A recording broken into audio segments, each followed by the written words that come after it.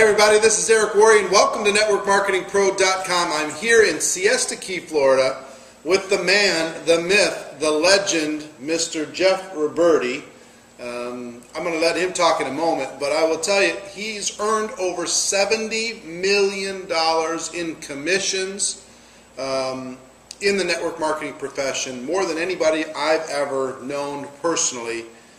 And he and I go way back, actually. I was involved with the company that he's still involved with. I was involved way back in the 1980s, my very first experience. I moved on from there. He continued on and obviously had huge success. Well, we're at his home, one of his homes here in Florida. And Jeff, thank you for being on and giving a little bit of your time.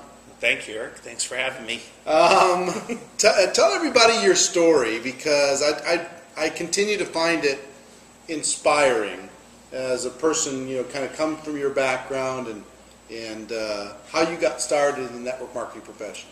Well, I guess my story is, if I was going to share the story and how I got started, I did not come from a wealthy family. I'm the oldest of three boys. My father had died at an early age, at the age of 46, and I was always a hard worker, always had a really good work ethic, even growing up, even 14 years old, had a lawn business in the neighborhood, mowing lawns in the summer, and I worked construction and worked in the grocery store and worked as a waiter and cleaning pools, and I was always the best at whatever I did. So when I got introduced to network marketing or having your own business or a home-based business, I brought that work ethic with me.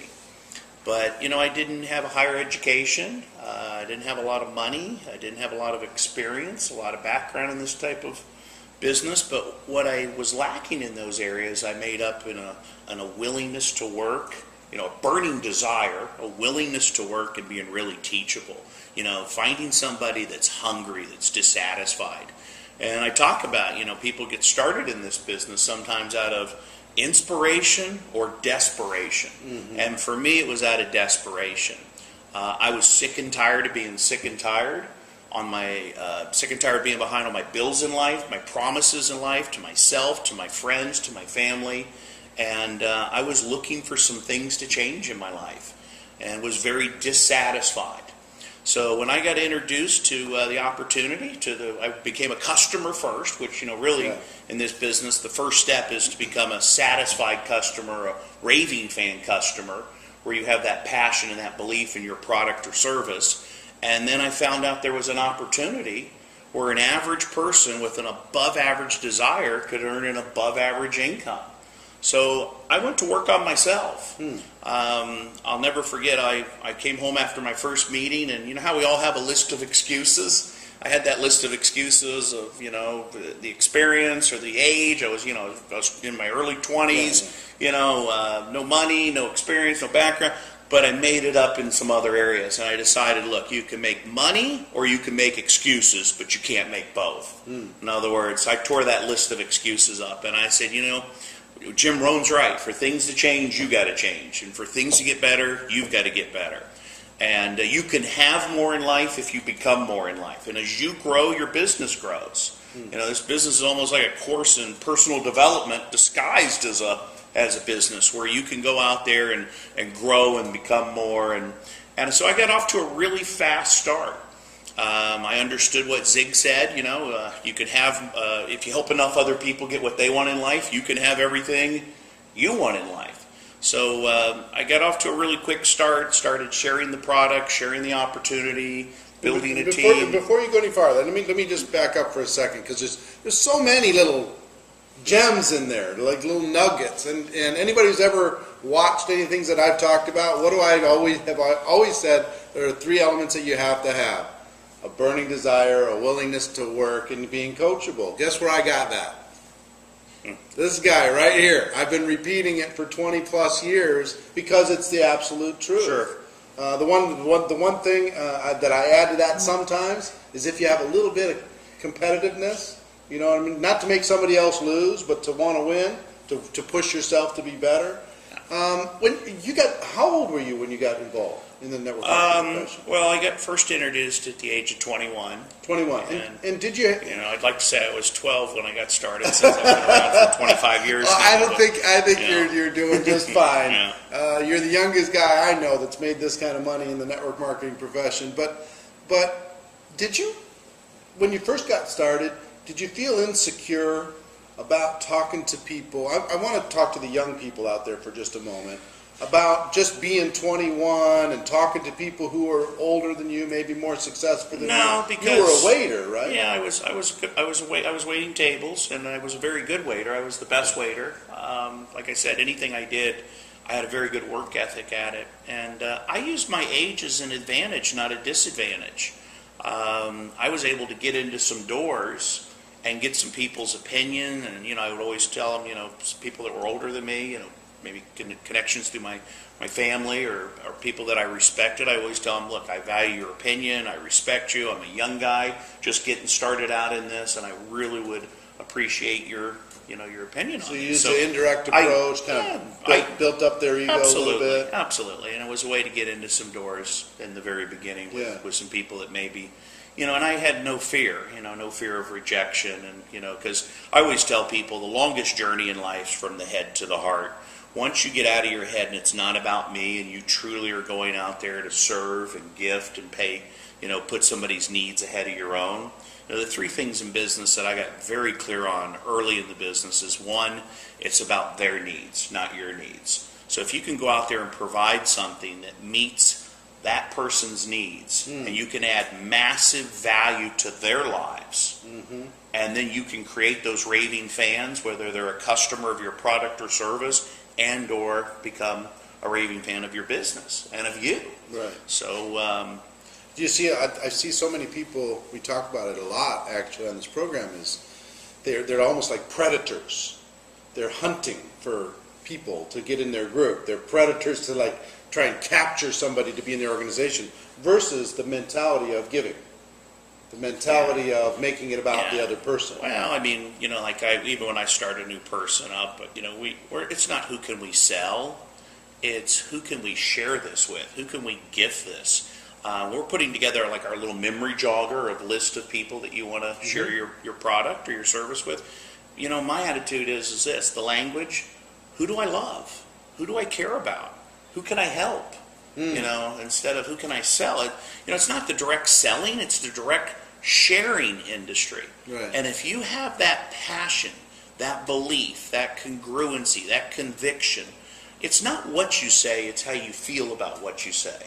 People communicate more with feelings than they do words. When I came when I started sharing my product and my opportunity, I had what you would call emotional sincerity. It was from the heart. It was truly going out there to serve and gift, and people could feel that. Yeah. They could feel the fact that, wow, this guy really believes and is passionate about what he's sharing here. This product or this service, and that comes across with people. When they really see that you've got people can sense it. You got their best interest at heart, right. and it's just then going out and leading by example. Before we get to leading by example, I want to back up and dig into this a little bit, because everybody, as you make this contact list, and you're always adding to this contact list.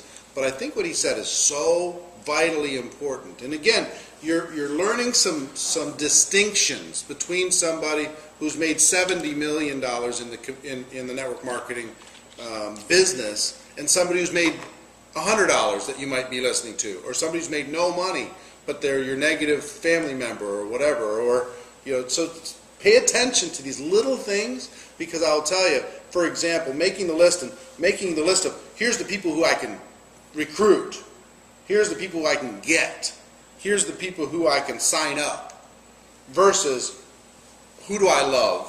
What were the three? Who do I care about? Who can I help? Who can I help? Who can I share this with? The difference emotionally is huge, and I think just by thinking that way, the way you're going to approach those people is completely different. Sure.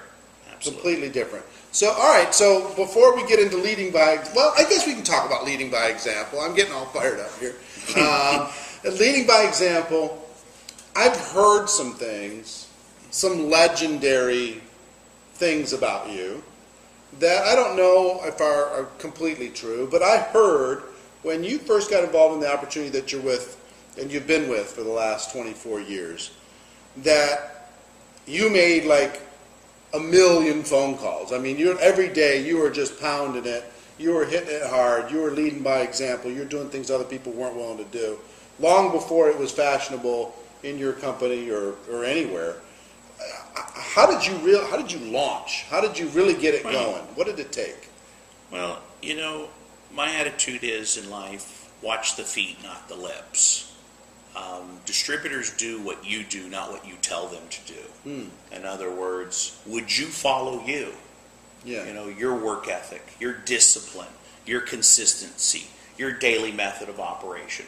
Are you the type of person that you would follow? Is a good place to start. So my attitude was that I was going to, once I signed up, I'm going to be the best distributor in my organization.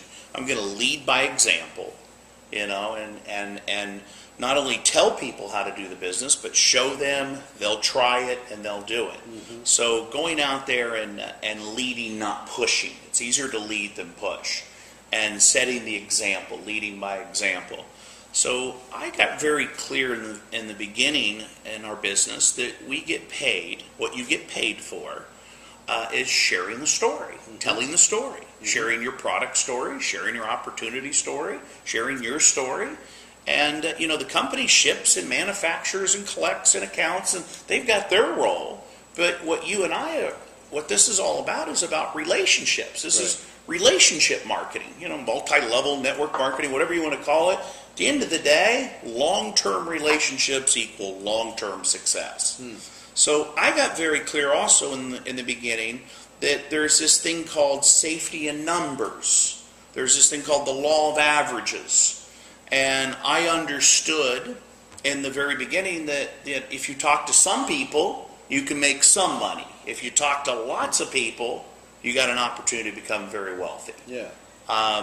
So instead of just going out there and setting some low standards, I said, well, if it's 2 a day, what if I talk to 20 a day or beyond that? Yeah. Anything you do consistently over and over again, you get better and better at doing it. Yeah. Remember Jim Rohn sharing with me, he said, Jeff, a few simple disciplines done consistently over and over again equal multiple rewards. Right. And an example might be, let's say you talk to 3 people a day, and you do that for a few days, nothing much happens. But you do that for a few weeks, and then a few months, and then by the end of the year, you've talked to almost 1,000 people? Right. Do you think you'd get better at telling the story? Absolutely. Do you think you'd start to come from more of a position of strength and have that voice of authority and that congruency and that conviction and that passion? Absolutely. Do you think that maybe you'd have some momentum in your business? And all of a sudden, maybe some of the people on your team would start doing the same thing. Right. And all of a sudden, you've got so much momentum going from doing it over and over again consistently that maybe sometimes the results you see this month is not a result of what you did this month. It's what you did last month. Right.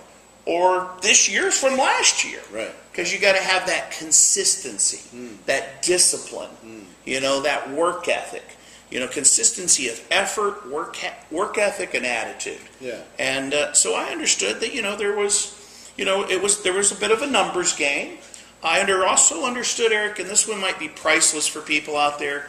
You get paid just as much for a no as you do a yes. Yeah. And in the very beginning, I got clear on how do you overcome this fear of rejection? Where somebody tells you no, your product's no good, or your business, or you're no good. How do you get past that? And sometimes, I ask people, do you have any negative family members out there? Yeah. If you can get past your family, you can become a millionaire in this business. My mom's still waiting for me to get a real job. But, you're going to have some situations where people are going to poo-poo it. Right. They're going to be negative. Well, it doesn't matter whether you buy their story, whether they buy your story. What matters is whether you buy their story. Right. So let me just give you one example, one nugget here that maybe could help some people out there that could serve the people that are listening. You get paid just as much for a no as you do a yes. What you really get paid for is telling the story. The sale is a result. The cause and what you really get paid for is consistently sharing that story. So let's take an example. Let's say you talk to 10 people a day. And out of the 10 a day, you get one yes. Well, that feels really good. How do you manage the other 9? The other 9 no's. Well, instead of dividing the sale by 1, what if you divided it by 10? And let's say on the one sale you made $50. And so now how do you manage the other 9 no's? Well, instead of dividing it by 1, which is 50, for every person you talk to, it was worth what? $5. $5. Yeah. So let's say you're on the phone with someone and you're sharing your product or you're sharing your opportunity, and they say, you know, that product's no good, that business is no good, and you're no good, and you guys should all be thrown in jail. I'd say, thank you very much, I got your $5 anyway, and hang up the phone. Right? Because it doesn't matter. Right. I understand that there's this thing called safety in numbers. There's the law of averages. Yeah. You know, it's kind of like a baseball player goes up to the plate, and he gets paid for swinging the bat, right? And if you hit the ball, you strike out 7 out of 10 times. You hit the ball 3 out of 10 times. Back 300. They pay you $4 million a year. You don't have to bat 1,000%. So, you know, that just being able to get past that fear of rejection. I always tell people this: say less to more. People. Don't worry about the ones you can't sell. Worry about the ones you can't see. There's this thing, I believe... Wait, say that again. Don't worry about the ones you can't sell. Worry about all the ones you can't see. How many people are in the United States? 300 million. 300 million. But yet we tend to focus on the few that you know... you can't sell versus you can't see. In other words, get in front of some more people, right? Eric, at the end of the day, come on. You can't say the right thing to the wrong person. Right. And you can't say the wrong thing to the right person. Right. So, hey, it doesn't mean I don't care about somebody. It's kind of like I got this big long line of people from here to infinity, and if you're not interested, that's okay. Go ahead, back to the back of the line. I talk to the next person. Right. And I put them on what I might call my drip list, where I still drip on them, I still love them, I still care about them, but they just may not be ready. Right. So, you know, it's a series of exposures. You know, it's not an event. Right. You know, so it's a process. But you keep moving forward. Yeah. You know, you keep moving forward with your passion, your belief, your congruency, your conviction, your work ethic, your discipline, your leading. The number one reason people fail in this business is they start to listen to negative people. Number one reason. If you think about why somebody would quit. Great word to put in your vocabulary for those of you that are out there. Next. Next. It's okay. If somebody doesn't want to do it, next. Right. It's all right. It's okay to move on to the next person. Yeah. So, you know, I got clear on that in the very beginning. You know, and people could see, like, wow, this guy's coming from a position of strength. Really, he's got real that, strong. That voice of authority. Like, he believes in what he's doing. There's Didn't conviction. matter that he was 24. Didn't or matter whatever. he was 24. And you know what? You get a little bit better each day, each week, each month. You just, a day at a time, brick at a time. Just like building your business. Right. So that would probably be one of the biggest tips Numbers that I could... Well, numbers, but you know, when I find somebody, I mean, which could lead into the next segment is when I find somebody that does say yes, well, then it's not you go do it, let's do it together. Right. In other words, sign up here, win here, I believe in you. Yeah. And I'm very clear, life's not about me, life's about we. Right. Taking the spotlight off of you and shining it on someone else. Right. And you embrace that person and their contacts, your presentation, and you start chasing the business and help them experience success immediately by putting on some customers and starting to build up a team. And, you know, they start to grow. They start to become more. Right. You know, and you see that process and that you build that relationship. Right. And, you know, you get to a point where you've duplicated yourself. Yeah. And you don't stay in the management mode and keep working with that same person forever, right? Then you go off and do it again. You keep stretching and stay in the recruiting and the building and the building mode, right? You know, where you keep building new teams. Well, before we get into getting a person started, I want to talk because where most of the pain is in network marketing, I think, is in the recruiting process, and a lot of them don't get the mindset that you get. What he just talked about is he had a burning desire, willingness to work. He was coachable. He was willing to lead by example. He made his list, and he decided to make up in numbers whatever he lacked in skill, and he had his passion and all that stuff. How do you deal with when people say that they get not rejection, but objections? They get objections, and people say, hey, I'm not so sure if this works, and is your posture just so strong that you just kind of move on, or how do you deal with that? Well, I mean, some of the things I just shared with you, as far as understanding that you're not going to bat 1,000%. Yeah. And the out of the head and into the heart. Right. See, the fear of rejection to me is if I truly am coming from a servant's heart, if I've got that person's best interest at heart, if I'm there to serve them, if I'm there to gift them, if I'm there to, I'm a messenger, I understand I'm the messenger, not the message, then it's not about me. Once I take me out of the equation, and I truly believe that I'm there, my belief is I'm there to... It doesn't matter. You just kind of really... It doesn't matter, All right. So, and that's where you got to get strong is understanding, it's funny, there's only about a dozen negative people out there. They just move around. They move around a lot, like Jim would say. So, it's... Let's talk. One of the things that you're so good at, I mean, what a lot of people do is they sign somebody up and then they wait for the business, right? They sign somebody up and then they wait for them to go to work. And what you've been so great at is you get people involved, and then what you just said, you chase the business. Tell, show, try, do. I learned that from you too, is this process of quick results, getting them going, and they provide the people, what Jeff told me way back. He said, Eric, you provide the people, we'll provide the presentation, you just be a body dragger, drag some bodies in front of us, and we'll be okay. So how does that all work? Well, I talked to you about this earlier. Last night we talked about, concepts are constant, techniques vary. Right. The concepts, the fundamentals, the basics never change.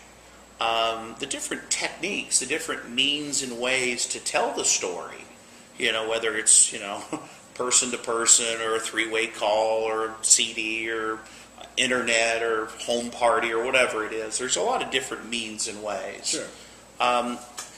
When you bring a new person on into the business, it's a commitment. It's equal commitment for equal commitment.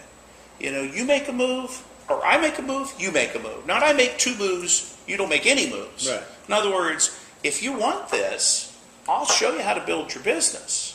Right. I'm here to focus. I'm not giving to get. I'm not measuring what I'm getting in return. I'm not focused on my income. I'm focused on helping you get off to a fast start, and all the focus on you. What kind of success you're having in the business. I've heard this from a lot of top leaders. They say, look, I'm going to match your effort, and I'll even give you a little more than you give. But I'm not going to do it all. I'm not going to drag you over the finish line. You're going to have to take a step. Right. Well, is that true? Yeah. I mean, it's not your upline's business. It's your business. At the end of the day, I want to take somebody where they become, a distributor becomes number one self-responsible, self-disciplined, self-motivated, and ultimately self-functional. I want them to I want them to become independent. That's the greatest gift you can give somebody. My sponsor quit my very first month in the business. Bad move. Bad move. Yeah, it's funny. People ask me, they say, "You ever see him?" I said, "Yeah, he was spotted somewhere not too long ago. A sign on his backside that says, 'Kick me here.'" But he Such a bad move. But he thought the grass was greener on the other side of the fence, and went to another program, and didn't realize that this 24-year-old ex-broke waiter that maybe didn't look like he had a lot of potential or a lot of education or background or money, had a lot of desire, was willing to work and was teachable, and went out there and got after it. So pretend that I'm a brand new person and you just sponsored me. What would you be telling me? And what would be our our launch plan? Well, there's some steps. I mean, the first step is, and if you don't believe in the product, if you don't truly or believe in the product and become a customer, raving fan customer of the product, there's really no step two. Yeah. Because we're going to build this on rock, not sand. We're going to build this on a solid foundation. So the first step, and that's why I say it's not the direct selling, it's the direct sharing. Because if you truly believe in it and you're passionate about the product, then it's you're going out there and sharing the product, you're gifting it, versus going out and feeling like you're trying to sell somebody the product. It's something you believe in, something that you're passionate about. But it's all about relationships. We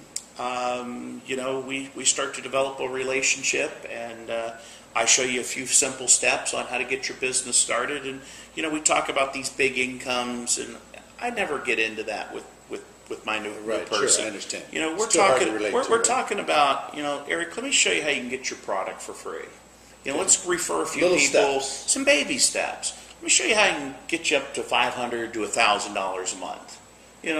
The majority of the people on this planet, an extra $500 to $1,000 a month is a life changer. Yeah. All of a sudden saves their marriage, their home, their car, whatever it is. So it's some steps. And sometimes it's hard for somebody to believe more than 2 or 3 times what they've ever made in their life, more than double. It's crazy. There's the potential to become financially independent in our business. Absolutely. I tell people, hey, you give me 3 to 5 years, I'll show you how to compress a lifetime worth of work in what we do in the next 3 to 5 years. You'll look back and say, this was one of the best decisions I ever made in my life.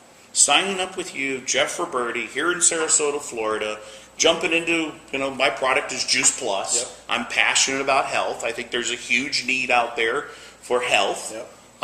And just as there's much of a need for prosperity and wealth with all the confusion and uncertainty out there right now. Our business is very attractive. It's the magic of part-time, where you can start a part-time home-based business, flexible hours, low investment, low fixed overhead, part-time, immediate income, be able to expand your business not only in this country, but the 20-plus countries we're doing business in, and I'll show you how you can get it started. You see how he's planting all these visual images and how he's really helping? Yeah, but here's understand this. I love the magic of part-time. Part-time magic. I love that. And there's something exciting about, when you got a little part-time business going on here. That's why you see a lot of women come into our business, because their spiritual life, their family life is their priority, and then if they can have a part-time business that they can start out of their home and network and share something that they believe in.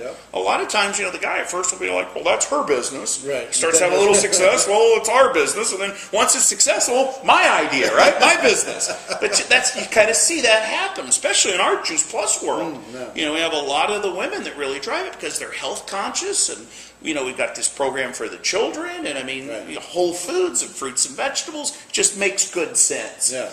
And so the magic of part-time, this idea of planting the seed that part-time's not a silly thing, it's a smart thing, it's an exciting thing, it's a fun thing. And the other thing is, Eric, is this. I like to under-promise and over-deliver. If network marketing has a bad reputation, it's because people, they put these unrealistic expectations out there. I worked extremely hard building my business in 20 plus countries to have this type of residual income. It didn't happen overnight. But I also understood that if I was consistent long enough and invested back into my business and back into people and kept building, kept staying in the recruiting mode, there was an opportunity to take it from part-time to full-time to lifetime to, your career. Yeah. And part-time to full-time to lifetime. And it's like people say, Jeff, why are you still so passionate about this today? I was just over in Munich, Germany with 5,000 people, and did another talk out in Los Angeles with over 5,000, back-to-back conferences, and you've just put together another big tour that I'm getting ready to do over in Europe. And it's because, there's this thing, Eric, called the science of achievement, that part of it. But there's also this part of it called the art of fulfillment. Success without fulfillment is failure. Wow. And, people say, well, why are you still doing this today? Hey, when you love what you do and you get to add value to people's lives, there's nothing more rewarding than that. I sit in the front row at our conferences, almost 25 years. This January will be my 25th year. And I'm up in the front row with my journal taking notes like it was day one. And I hear new people come across the stage that have gotten up to our top position, marketing director. And it's not the position, it's not the money, it's who they've become. Wow. And you see some of the adversities and challenges and the growth, and you see this person up there that maybe you played a small part in that. Sure. You believed in them maybe even more than they believed in themselves. Yeah. And you see them share their story and coming off the stage and all the hugs and kisses and pictures and flowers. It's like, so our business is so rich in relationships, so rich in love and connection, in growth and contribution and making a difference and making an impact. But I sit there and I hear these stories and I'm moved emotionally. Yeah. And I'm sitting there in tears half the time when I hear when they're sharing up there. Yeah. And there's a lot of emotional revenue. There's a lot of spiritual revenue. Our business is rich in meaning and purpose and fulfillment. Where they're just beyond just the money. Today I do it totally out of inspiration. Yeah, well, talk about that, because last night we were talking about how your reasons have evolved over the years. From a young man to today. Sure. Where did it start, and how did it? Where did it go? Well, maybe this would be a good message for some of the other leaders out there. Once you build up your business and you get the residual income, and you get to a point where you really don't have to go out there and work it like you did in the beginning. You get paid. Part I love about it is you get paid tomorrow off of what you did yesterday. Yeah. That word residual income is great, but it can also be a double-edged sword. Because if you stop growing, the law of the universe, all things either grow or they die. Yeah. You either contribute or you either grow or you die. You're either climbing or you're either sliding. And it's just like contribution. Either you contribute or you're eliminated. Tony Robbins, one of my mentors, talks about a thing called CANI, C-A-N-I. It's called constant and never-ending improvement. Where you grow in all areas of your life. How's your financial mastery, your relationship mastery, your spiritual mastery, your physical mastery, your emotional mastery? Constant and never-ending improvement. That's why I joined his Platinum Club and have Tony as one of my mentors and immerse myself in that learning environment. But, for me to keep doing the business today is a chance to pay it forward. I'll never forget when I filled out my application and what it meant to me. And when I went to my very first meeting, and I remember driving home in the car, and I didn't have the money for the hotel or the plane, and I was here in Florida, and it was up in North Carolina. And you do what you got to do to make it work. And I remember driving home in the car, and I had the radio on, and I was thanking God for answering my prayers. Wow. There was tears of joy coming down as I was driving home.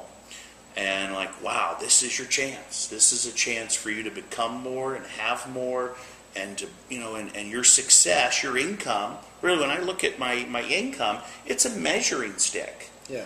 The more lives I've touched, the bigger impact I've had, the bigger difference I've made. That shows up in that check, because the only way you're successful is if you help other people. They're getting the results. They're getting value. Their needs are being met. Right. So today years ago I decided to retire into my business instead of from my business. Yeah, because you retired from your business a long time ago. And so maybe the other leaders that are out there is you've got to evolve your why. My why today is about inspiration. It's about, that brand new person that's just filling out their application. It's their grand opening. It's their launch of their business. And, the product that I share is Juice Plus, but what I really market is hope. I market hope. I market opportunity. I market dreams. Sign here, win here. I believe in you. And, sometimes you turn on CNN, constant negative news, and right. you can just live in fear, paralyze yourself, watching all the negative stuff that's out there, the doom and gloom. And I show up as a breath of fresh air saying, hey, here's a product that can make a huge impact on your health. And here's an opportunity for another need that's out there, which is wealth, prosperity. Yeah. So, I'm marketing. I'm just as passionate about the opportunity as I am the product with people. So the thing that just inspires me. So I come here last night. We're hanging out and take a look at the house. We go to dinner and all this stuff. And he's just as excited today than 20 years ago. Coming, when I was spending time with him, trying to learn from him, he'd come to our little office that we had in Minneapolis, and he was just as passionate then as he is today. He would just literally go out there and say, "You can change your life right now." And he's getting me like all fired up, ready to get involved in the profession all over again last night because and he's telling these stories, and we had this dinner with this great couple that they've achieved financial independence. This great family, that they live in Spain now, but from Germany, and it's so fun. Tell everybody about the importance of stories. The importance of stories. How important are stories in what we do? Yeah, well, it's almost like you're a paid storyteller. I've always been the type of person, you sell results, not ingredients. And just like your personal story as far as what the product means to you, and your personal story as far as what the business has meant to you. But I also love to share stories of others, other people that have gotten involved and what the product has meant, what the opportunity has meant. So, if I was really going to summarize our business, it would be this: grow me, serve you. As you grow, your business grows. And if your focus is on serving others, like I said at the beginning, and I got this from Tony, he talked about, where you're putting their needs ahead of your own. You're not giving to get. You're not measuring what you get in return. You're truly there to put that person's needs ahead of yours.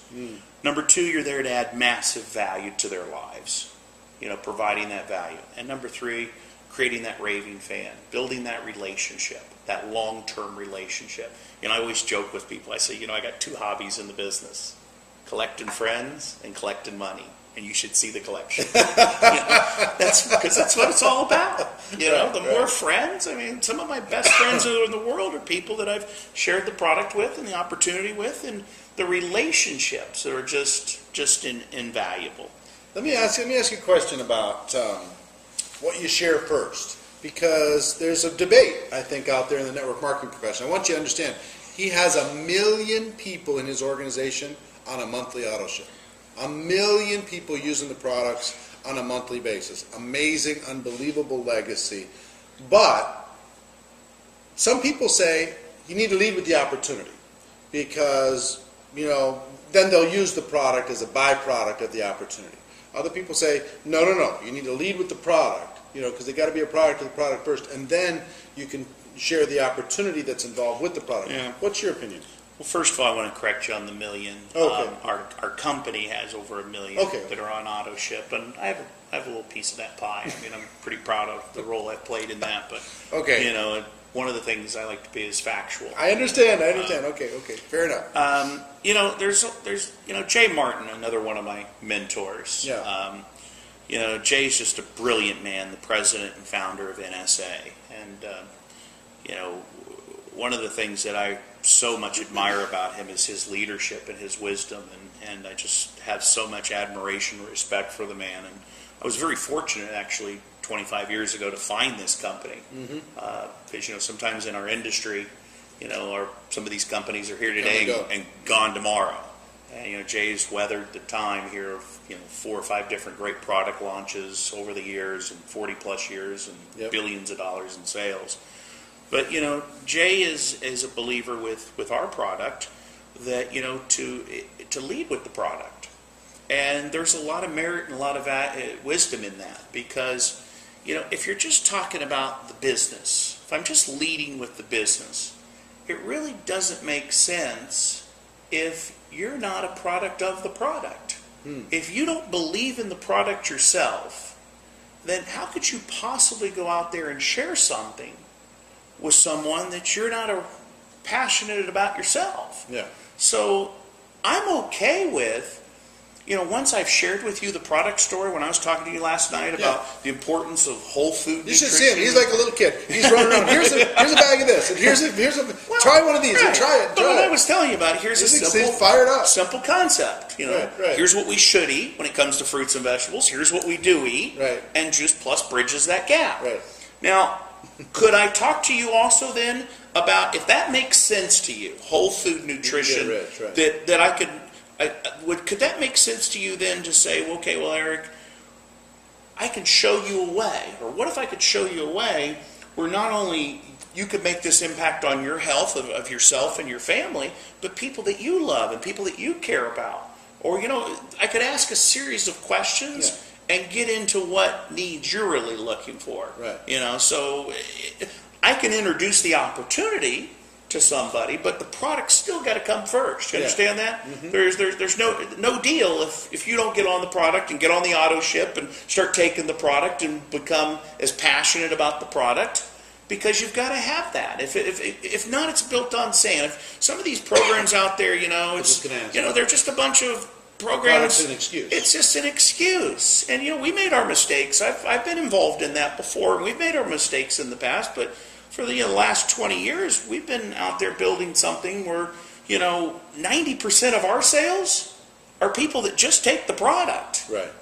They're on auto ship because the product stands on its own. Right. You might have you might have over 1 million customers, but 10% of those, 100,000 of them, have become distributors, representatives, started their own home-based business because they love the product. So about 90. And it's not and here's what I tell people: when you know what you know, it's not an opportunity, it's a responsibility.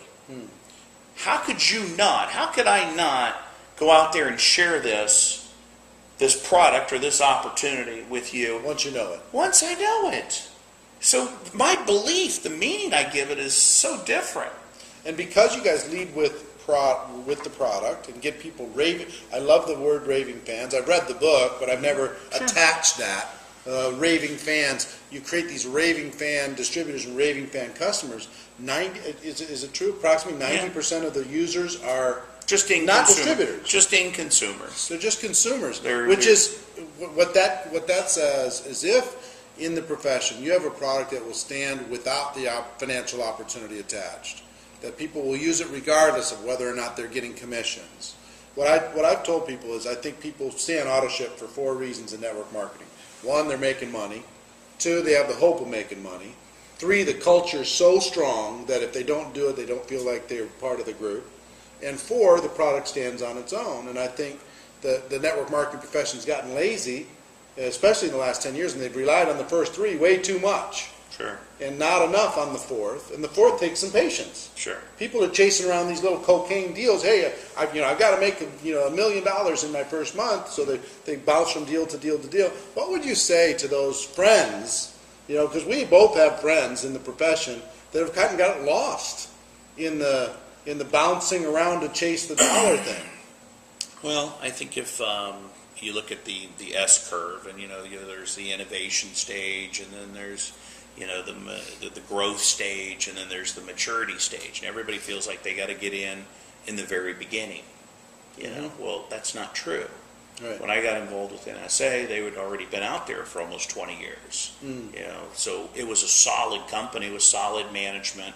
They're ready for wave 2, kind of. So they were still, like, even right now where we're at, we have, like, still even less than 5% saturation as far as penetration of the market.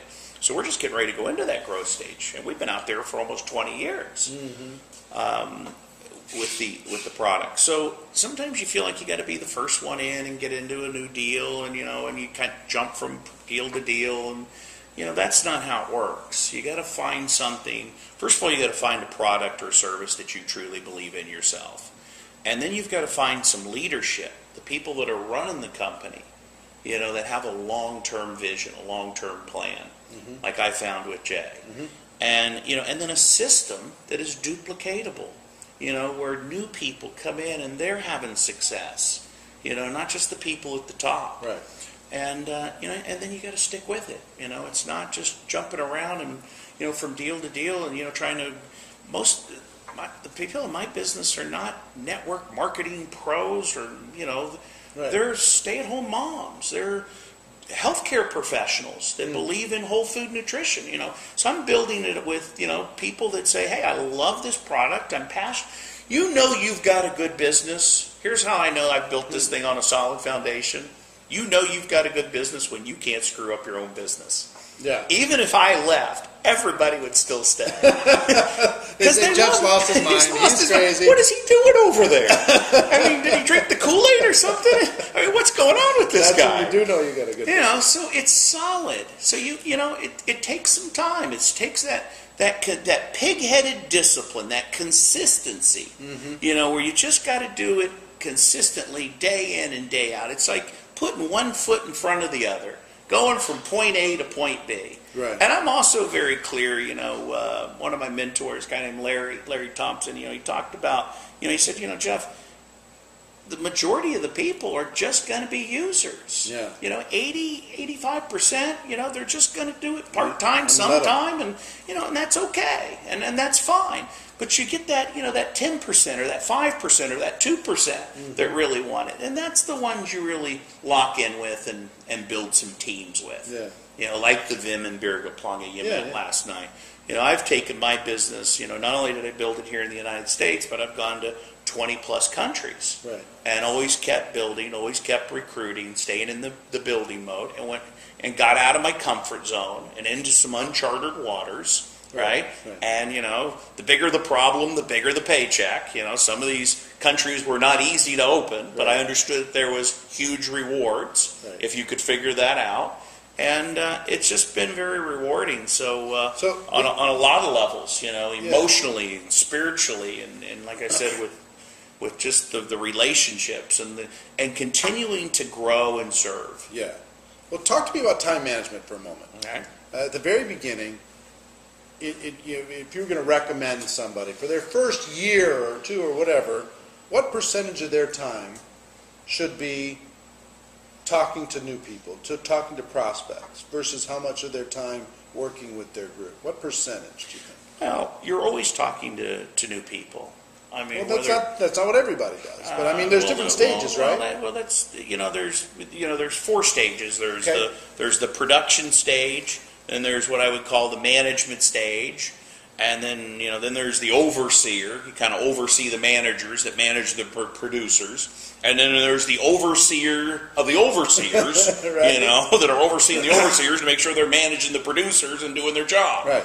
Well, when you get into that overseer position, and all you're doing is dealing with problems and managing and overseeing people, then the business is it starts to become stressful, and you need a break, and I need a timeout. And it's no longer fun. If you want to get back into the fun, the juice of the business, that's getting back into the production phase, where you produce, where you're putting on new business. You got that new baby distributor. They got a good positive attitude and a fresh, warm market. Sometimes it's easier to give birth than raise the dead. Instead of trying to whip that dead horse, they don't want it anymore. It's okay. They're going to do what they're going to do. Why not go out and get somebody that wants it, that's got some desire, it's got some hunger, and put on that new front line? Here's my advice to some of you that have been out there for a while. If your business is flattened out or it's stagnant, go back out and do what you did in the beginning that got you to that top position in your company. Go back into the recruiting, the production, the building phase. Go back out there and put on. Nothing will ignite your business more than putting on 5 new front lines. And working with a new team. And you know what it'll do for your group? It'll inspire them. Because they'll say, well, look at Jeff. He's out there. At first they might be like, well, hey, you're not focusing on me and I'm not the issue anymore. You're not going to just spend all your time here managing me. And you start putting on some new business, all of a sudden you get after it. they start to see that, and then some of them start to get inspired by that. I remember you Leading were always saying, "Catch me if you can." I'm gonna be bringing in some extra people. Catch me if you can.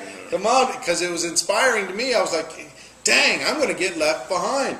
He's just gonna keep going. He's just not gonna stop." I mean, I think. Would you say that one of your secrets has been you've stayed more consistent in production mode than other people? Yeah, I mean, you know, and that production mode could be if you're my new.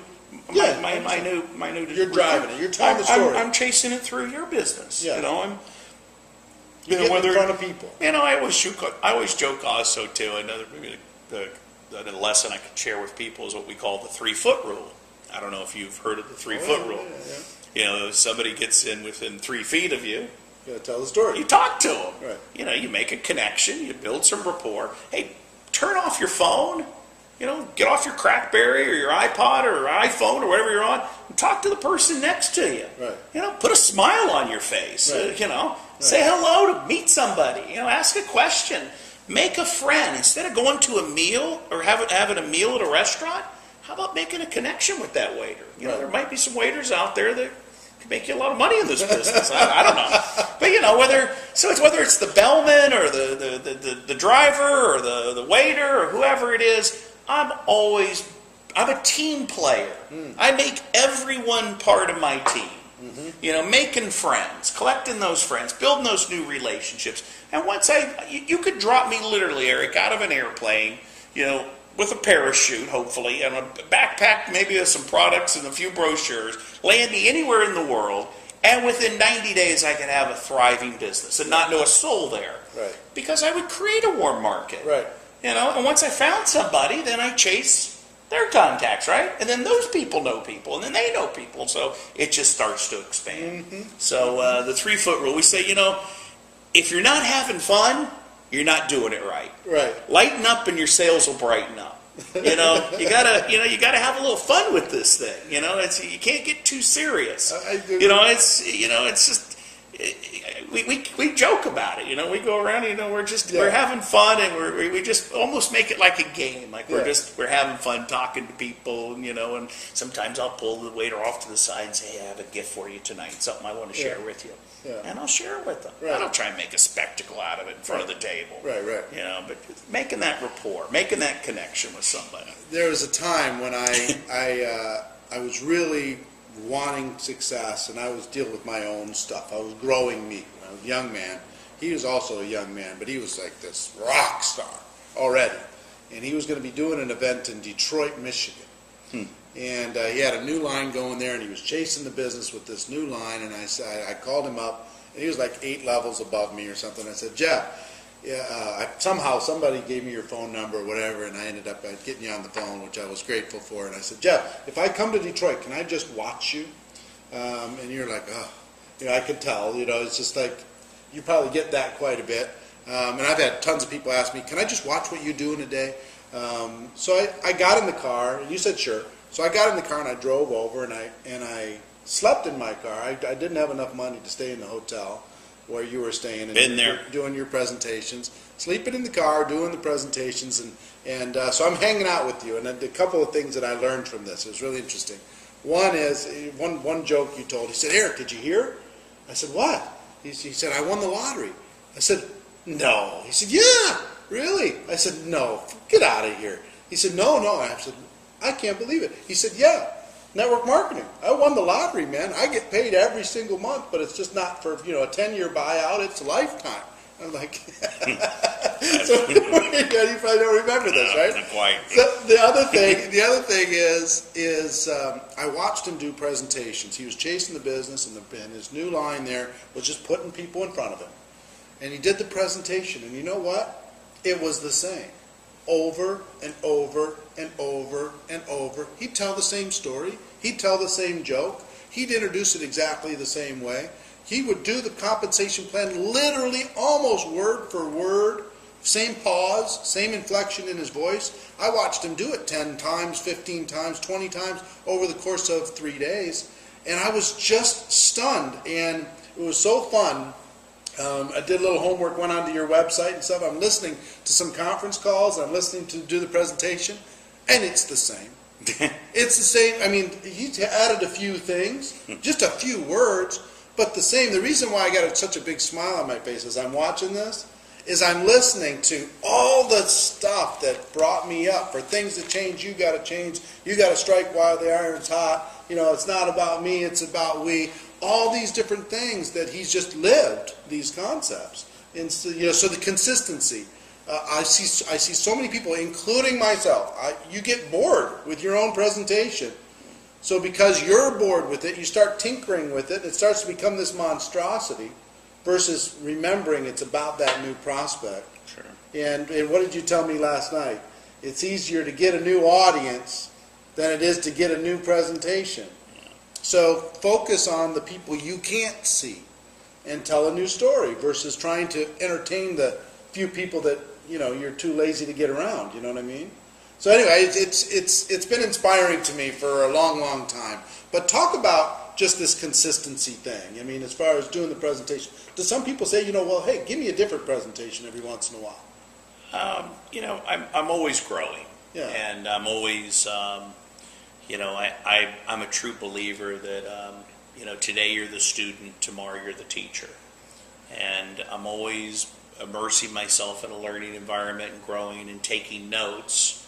Talk about that, because he's been around. He's made more money than anybody. He's sitting in the front row at events. Well, I take. And you're always taking notes. Well, he's got his journal stacked here in front. Here's an example. I use a journal, and you know, if you look in my journal, I've got things, you know, highlighted in there after I've taken my notes. But you know, I take notes. You know, short pencil's better than a long memory. First of all, and it's not when you remember; it's when you can't forget. And I take notes not as if I'm only taking notes for myself, but as if I'm going to teach this to someone. The fastest path to mastery is not only to apply it and integrate it into your life, but to teach it, to share it. So my presentation, the basics, the fundamentals of what our business is all about, that doesn't change. You know, like I said, concepts are constant, techniques vary, there's different means and ways. So, yeah, it's easier to get a new audience than it is a new presentation. I mean, when you've got something that works, keep it simple. Keep it, you know, duplicatable. You know, you don't want to get too high-tech with, you know, with what you're doing. I mean, I love the fact we got one product, one price, one story, one simple message, and it's very duplicatable. But, you know, as far as taking some new information and growing as a leader, growing as a person, then I've got material that I might sit down with my leadership team or some people that are up and coming and talk to them about some of these things that I've learned and some of these different things that I've taken notes on. So I'm always constantly growing. Right. No, I'm not saying you're not growing, but I will tell you the presentation. I wanted the results that he had. So what I did way back then, with a boom box, is I recorded your presentation. I transcribed it word for word on a legal pad. Every single word, every joke, every story, everything. I recorded my own voice into the tape recorder, listened to it, was just mortified because it sounded so terrible, no energy, no, you know, excitement, anything. I did it like 5-6 times until I kind of got it. And I put it in my car and I listened to it 1,000 times until I could do it in my sleep. Right. You know what I mean? That's sometimes what you do. You just learn the presentation and get it to your subconscious level and then just go. You know, where's a new person I can tell the story to? I was looking at your journal there, and so many great little concepts that you had in there. The talk about personal growth, talk about personal development. How important is that for you, and how important is that, do you think, to the network marketing profession? You know, there's a handful of things I do consistently every day. Number one is I share my product. You share your opportunity. You build relationships. You know, the fortune is in the follow-up. You build for events, you know, one event to the next. And then you learn how to master big impending events, like when we have a conference, a convention. You know, I'm a firm believer to invest back into your business and get people to the big events. Count the calendar down, going into the days right into the big conference, and load up the dance with a freshman class and light them up and see them all going home with that. I want to talk about that light in their eyes. Yeah. But the other thing is personal development.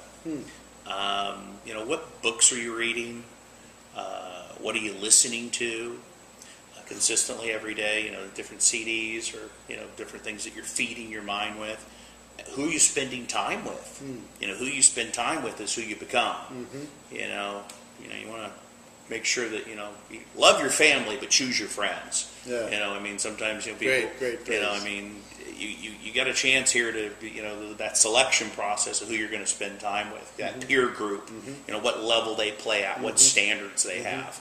It's one of the things I like about Tony's Platinum Club, is I'm around a peer group. They're at learning environment where everybody ups their game. But personal development, the three things I do consistently every day is feed the mind, condition the body, and connect spiritually.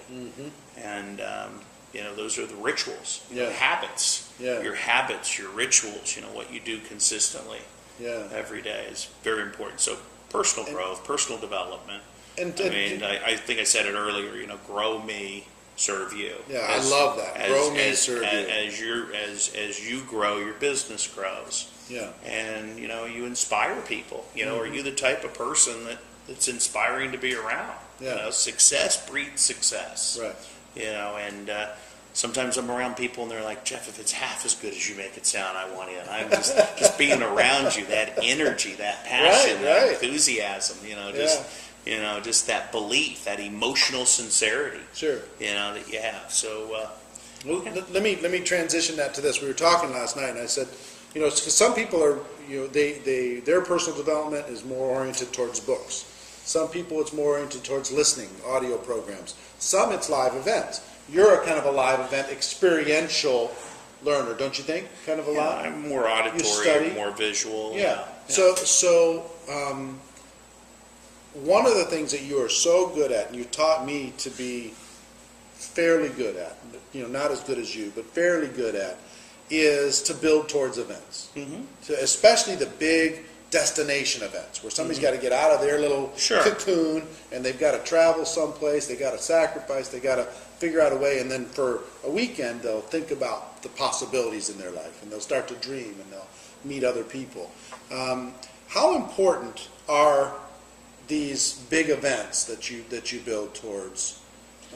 So a couple questions, I'll let you go. Kind of go on it. How important are they? Right. How do you build towards them? And how do you teach others how to build towards them? Well, I'll just kind of summarize it for you. Like I said, I have my DMO, my daily method of operation of things I do consistently every day. Right. Sharing the product, sharing the opportunity, building the relationships, building from one small event to the next. And you build what's called momentum. Momentum's a funny thing. When you've got momentum going, it's great. But it takes some time to get that momentum going. So if you're doing something consistently long enough and you've got enough people in that pool of people that you've shared this with, as you build towards your big conference, now you've got a group, you've got some momentum, a group of people that you can pull into the big event. Even when I didn't have the money, Eric, I invested back into my business. Whether it was meeting somebody part of the way, I'll get you a conference ticket or, split a room with you or whatever it is. You figure that part out yourself. But putting it back in, investing back into your business, investing back into people. Well, the big thing that I think is different here is what a lot of people do is they go through this phase. Phase one is they go if they're a distributor and they can plan it and figure it out and they're kind of sensible about it and they go. And then two is they build a little team and then they try and get their team to go and they slowly build that way. What you've done from the beginning is you've made the big events about your prospects, about not just people on your team, not just distributors. Right. You've always made it about prospects, and like you say, that freshman team. You're always focused on, here's the class of 2011 that's coming into this new event. It's not about bringing in everybody else. We want them to come too. Sure. But you're going to lead by example because on the front row there's going to be you and a bunch of guests and a bunch of kind of freshman team. So that's a different philosophy for people. And people go, really? I can bring prospects to my big event? How valuable has that been to your career, getting people to prospects or brand new people to a big event? Yeah, I mean, it's just it's an experience where it doesn't work all the time. No, of course. But when somebody comes and they spend those 2 or 3 days and see that big picture, like you met Vim and Birgit last night, they leave there where they're flying so high they don't need the plane to get home. They've seen it, they've felt it, they've experienced it. So, the big conferences, the big events are a must. Like I said, they're just non-negotiable. And and that people see me, like I said, it's easier to lead than it is to push. Right. And if people see you leading and you're showing up with a new freshman class of baby distributors that are excited and enthusiastic, and it's all new for them, and and you're there taking notes, and it's like your very first conference, and you're laughing and you're crying and you're playing full out and you're leading by example there. That's inspiring to other people. They see that. And, I think the fact that you as a top earner, top leader, whatever, sitting in the front row taking notes is huge. Well, absolutely.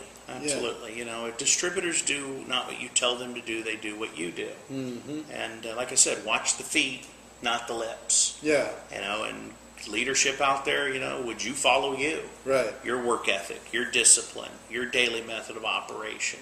What are you doing consistently every day? Are you the type of person you would follow? Right. And so it's. We could talk here for hours on this, but maybe we should wrap it up here. No, soon. I want to go as long as I can. I have company in town. You can understand. I'm a social director today. I know. So I want to talk about a couple more things about events. The one thing that I heard, and I don't know if you think it's true or not, but once you get 100 people in your group at a major event, your business becomes self-sustaining. I mean, it just kind of takes on a life of its own. Have you seen any kind of tipping point when it comes to people getting to events? I wouldn't put a number on it personally. I mean, I wouldn't say, once you have 100 people in an event, your business is self-sustaining. I've never focused on positions or numbers or ranks or any of that. I've always focused on the activity. Just the daily method of operation. The activity. And, if you do the activity consistently over and over long enough, the results will happen. Right. You'll achieve those positions, you'll build a business that'll be solid and have the residual income or self-sustaining or whatever word that somebody wants to attach to it. But, the thing that I would go beyond even that is if you truly are out there building a business, that you are putting that spotlight on others, that you are truly focusing on, like I said, meeting their needs, adding value to their lives, and creating those raving fans, and not measuring what you're getting in return, that you are truly out there. It's almost like the franchise business. If you've got a successful business model, then you want to franchise that out. It's almost like a poor man's franchise. You don't have to invest thousands of dollars. You can start with very little investment and very little fixed cost and build a business with a little sweat equity that could start to grow. And if you can duplicate that over and over again with people, whether it's in your local area, or whether if you expand it on a state level or a national level or an international level, that you could build something, that truly could have that residual income. So, it's just been, it's been a life changer, for me. We talked last night, maybe we could close with this, Sure. One of the defining moments, you asked me, Jeff, was there some defining moments in your business? And, I think back when I was in my early 20s and, my dad working for someone else, and there was always more month than there was money, and struggling and juggling, and I'm the oldest of 3 boys, and it was really a defining moment when he died at the age of 46 of a massive heart attack. And I tell people that was the worst day of my life, but I turned it into the best day of my life. Because it's not the meaning, or it's not what happens, it's what you do with what happens. It's not the event, it's the meaning you give it. And I took that deepest pain in my life and used it to grow as a person and to serve. And there was some things there that shaped my life. And one of my whys back then was, not coming from a wealthy family and, seeing my parents struggle. And I remember my mom driving us, taking the boys somewhere, and she had a car, and it wasn't the nicest car. It was a little beat up and a little rust on it, but she was a proud woman. But I could tell there was some pain there. And I remember as a kid sitting in the back of that car saying to myself, if someday, if I could, I would. If I could, I would like to help my mother and father. Or if I could, I would like to do this for my grandparents or for my family or for my charity or whatever if I could, I would. So I remember when I got introduced to this industry, I had a huge why. And part of the why was that if I could, I would. Of course I wanted to be able to get a home myself someday and have some of these things that I dreamed of as a kid. But I remember going to work and working 8 to fame, putting in those 20-hour days, getting up early, working late, burning the midnight oil, putting that extra 10% effort in that produced 90% of the work, the results. And, if you got the why in place, the how part's not that difficult. Come on, when you really get down to it, it's not that difficult how to build this. So that why was, that I said to myself, if I was ever in the position, I'd love to buy my mom a new car. And after a few years of working really hard, I was in that position. After investing back into my business, building it, 20-hour work days, just really going after it. And I'll never forget, it was on a Christmas morning. Got the car outside, and I found out what the car of her dreams was, if she could have any car. And I bought this car. I didn't buy myself a car first. This was for my mom first. So I buy her this car, and I load it up. If you're going to shoot a king, kill him. I put all the bells and whistles in. I got her the insurance, the gas card, the whole deal. And she's up in the mountains, and I'm up there on Christmas morning. I got the car out in front of her home. And you know how it has that morning dew on the car, and I got a big red bow on the hood. And I'll never forget bringing her out. And that first thing in the morning, Christmas morning, she comes out, and she sees the car. And I hand her the keys, and I tell her how much I love her. And I see these tears of joy running down my mother's face. And I thought I was the one that was giving. The floodgates were open. I was the one that was receiving. And I just never forget, being able to that why I've been able to give that to my mom. And I'm sure there's some moms out there. How many moms would like your son to do that for you, right? It's so funny because my mom, we've got a great relationship now, and we talk about she says she was at a conference not too long ago, and I had I don't know how many thousands of people were there, and she was in the front row, and I acknowledged her. And what a chance to be able to acknowledge your mom at a convention like that. And she said afterwards, she says, Jeffrey, I wish you wouldn't tell that story. You made us sound like we were so poor. Yeah, right. And she goes, and by the way, that car was quite a few years ago, and it's only a 2-wheel drive. I need something 4-wheel. I said, okay, I get your point. And she goes, and by the way, you only have one mother. Yeah, I said, thank God I can't afford 2 the way we're going. But now it's I've been able to do some great things there with her. Yeah. As far as providing some, and with like you even asked me last night about different charities and different things you can be involved in and different things you can do. It's just been very rewarding beyond any financial success. Yes, do I believe that I'm on pace to be one of the first distributors to earn over $100 million? Sure. Absolutely. That is going to happen. I've got that, but that is a measuring stick. Understand that measuring stick is measuring the impact, the difference, the lives you touched. That's what's very rewarding is the emotional and spiritual revenue. And so if you get your why in place, Yeah. and that would just maybe a story that maybe somebody could relate to as far as why to do the business. Here's what I would tell you. I know your mom's proud of you, and your time today is incredibly grateful. And I would tell you this: if your dad was alive today, he would be unbelievably proud of you. Not for the things that you've earned, but for your contribution.